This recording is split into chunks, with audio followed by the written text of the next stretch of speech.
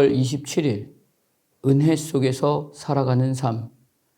출애굽기 14장 26절에서 31절 말씀. 여호와께서 모세에게 이르시되 내 손을 바다 위로 내밀어 물이 애굽 사람들과 그들의 병거와 마병들 위에 다시 흐르게 하라 하시니, 모세가 곧 손을 바다 위로 내밀매 새벽이 되어 바다의 힘이 회복된지라.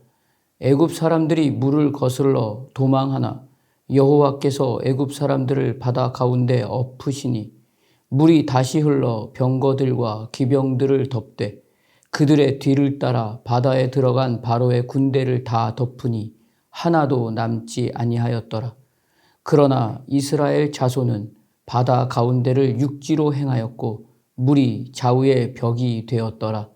그날에 여호와께서 이같이 이스라엘을 애굽 사람의 손에서 구원하시매 이스라엘이 바닷가에서 애굽 사람들이 죽어 있는 것을 보았더라. 이스라엘이 여호와께서 애굽 사람들에게 행하신 그 큰 능력을 보았으므로 백성이 여호와를 경외하며 여호와와 그의 종 모세를 믿었더라. 아멘. 이스라엘 백성은 430년이라는 긴 세월 동안 애굽의 종으로 살았습니다. 그때 하나님은 이스라엘 백성들에게 내 백성 이스라엘 자손을 애굽에서 인도하여 내게 하리라로 약속하십니다. 그러나 점점 더 완악해진 바로로 인해서 10가지 재앙이 지나간 후에야 애굽에서 나오게 됩니다. 그리고 하나님께서는 약속하신 약속의 땅을 향한 걸음을 인도해 이끌어 가십니다. 이제 홍해 앞에 왔습니다. 그런데 바로의 군대가 병거를 갖추고 이스라엘을 붙잡기 위해서 쫓아오고 있습니다. 그때도 하나님은 약속하신 그 약속을 이루시기 위해서 하나님의 일을 하나님의 신실하심으로 보여주십니다. 말씀은 여호와께서 너희를 위하여 싸우시리니 너희는 가만히 있을지니라로 말씀하십니다. 그리고 이스라엘 백성은 홍해가 갈라지는 엄청난 역사의 현장에 서게 되고 홍해가 갈라져 마른 땅이 된 육지를 밟고 물은 좌우의 벽이 된 그 사이를 지나갑니다. 그리고 쫓아오던 애굽의 병사들은 그 좌우의 벽이 된 물을 향해 다시 흐르게 하라라고 명령하여 정상적으로 물이 흐르는 상태로 회복되니 다시 정상이 된 물에 덮여서 빠져 죽게 됩니다.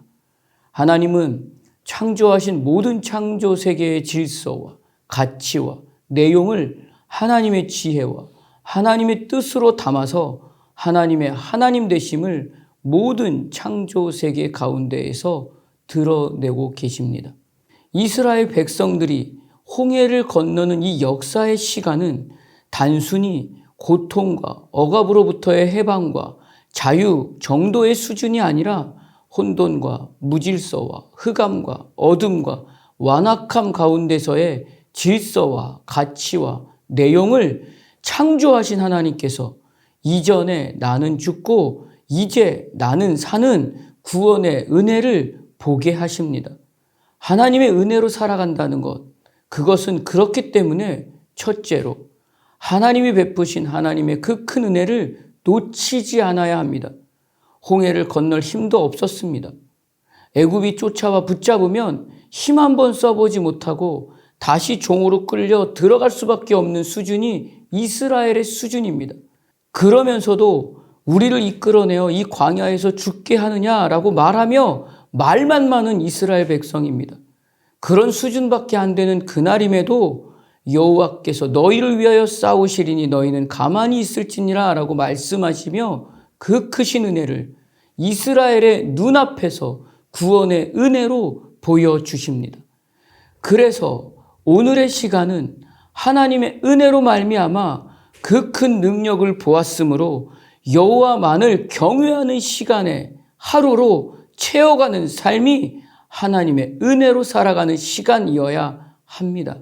둘째로 그렇기 때문에 날마다의 시간을 통해서 나에게 그 큰 은혜로 베풀어 주신 생명의 역사를 붙잡는 하루로 살아내야 합니다. 이스라엘 백성들은 역사의 시간을 통해서 그들의 눈으로 하나하나 보면서 그 큰 은혜를 경험했습니다. 그러나 그들은 그 은혜를 배신하고 말았습니다.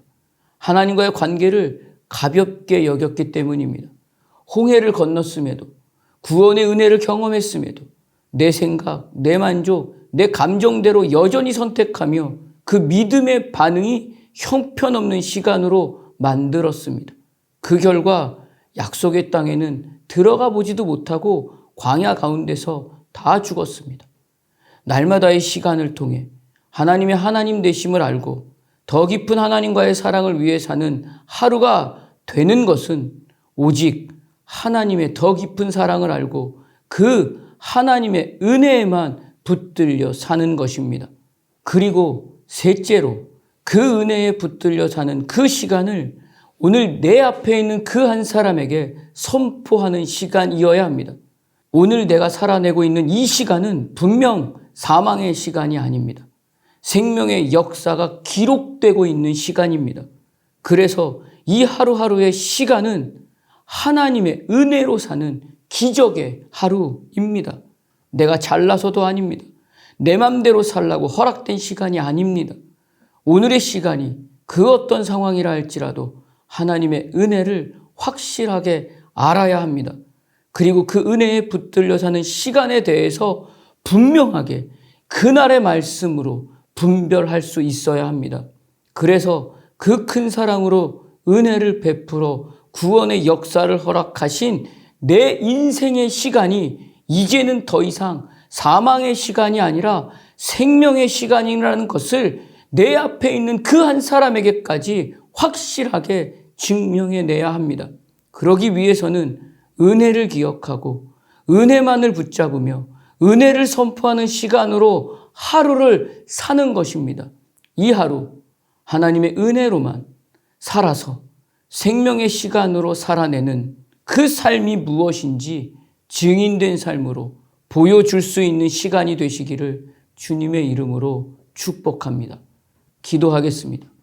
하나님, 오늘 내게 베풀어 주신 이 호흡은 내가 잘나서도 아니고 당연한 것도 아니며 오직 하나님이 사망에서 생명으로 이끌어내셔서 생명의 역사로 사는 하루입니다.